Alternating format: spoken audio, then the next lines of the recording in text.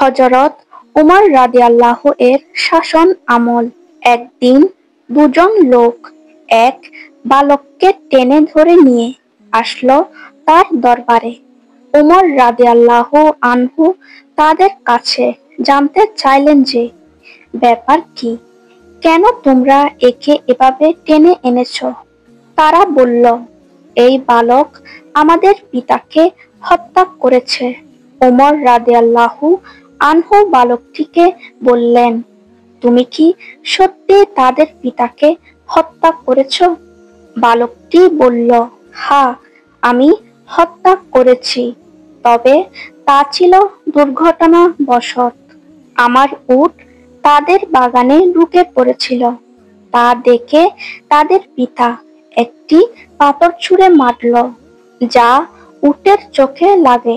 আমি দেখতে পাই যে উটটি খুবই কষ্ট পাচ্ছিল, যা দেখে আমি রাগান্বিত হই এবং একটি পাথর নিয়ে তার দিকে মারি।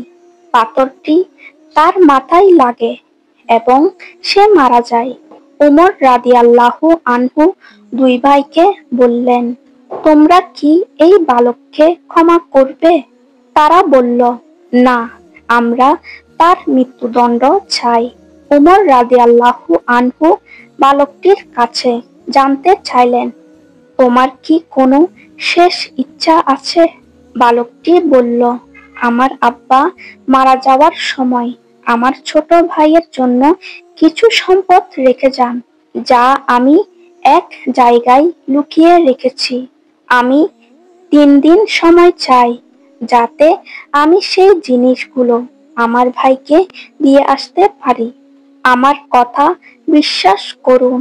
উমর রাদিয়াল্লাহু আনহু বললেন, আমি তোমাকে বিশ্বাস করতে পারি যদি তুমি একজন জামিন জোগাড় করতে পারো, যে নিশ্চয়তা দেবে যে তুমি ফিরে আসবে। বালকটি দরবারের চারদিকে তাকালো। এত মানুষের মধ্যে কেউই তার জামিন হলো না। সবাই নিচের দিকে তাকিয়ে রইল। হঠাৎ দরবারের পিছন থেকে একটি হাত উঠল। কার হাত ছিল এটি? প্রখ্যাত সাহাবী আবু যর গিফারী রাদিয়াল্লাহু আনহু। তিনি বললেন, আমি তার জামিন হব। চিন্তা করুন, জামিন মানে হলো যদি বালকটি ফিরে না আসে, তবে আবু যর গিফারী রাদিয়াল্লাহু আনহু এর শিরচ্ছেদ করা হবে। সুতরাং বালকটিকে ছেড়ে দেওয়া হলো। একদিন গেল, দ্বিতীয় দিনও বালকটি আসলো না। তৃতীয় দিনে দুই ভাই আবু যর গিফারী রাদিয়াল্লাহু আনহু এর কাছে গেল। হযরত আবু যর রাদিয়াল্লাহু আনহু বললেন, আমি মাগরিব পর্যন্ত অপেক্ষা করব। মাগরিবের কিছুক্ষণ আগে আবু যর গিফারী রাদিয়াল্লাহু আনহু দরবারের দিকে রওনা হলেন। মদিনার লোকজন তার পিছন পিছন যেতে লাগলো। সবাই দেখতে চায় কি ঘটে। আবু যর রাদিয়াল্লাহু আনহু একটি বালকের ভুলের কারণে আজ জীবন দিচ্ছেন।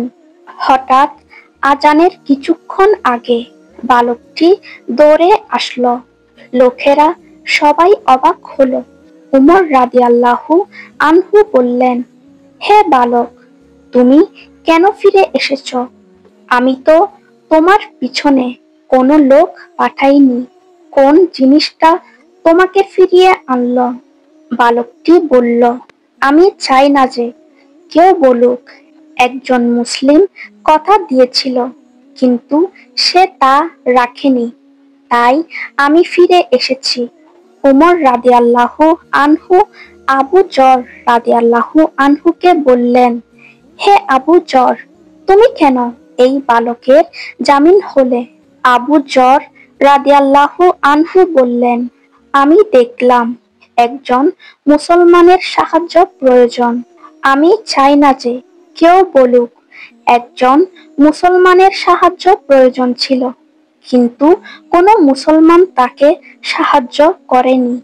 এ কথা শুনে দুই ভাই বলল, আমরাও চাই না যে কেউ বলুক একজন মুসলমান ক্ষমা চেয়েছিল, কিন্তু অন্য মুসলমান তাকে ক্ষমা করেনি।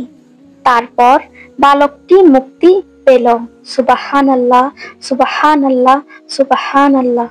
তাই আমাদের সবার উচিত প্রত্যেক মুসলমানের পাশে দাঁড়ানো এবং ক্ষমা করা। আজকে এ পর্যন্ত, দেখা হবে পরবর্তী ভিডিওতে। আমাদের ভিডিওগুলো আপনাদের ভালো লাগলে অবশ্যই আমাদের চ্যানেলটি সাবস্ক্রাইব করে পাশে থাকবেন, যাতে এরকম আরো নতুন নতুন ভিডিও আপনারা দেখতে পান। আসসালামু আলাইকুম।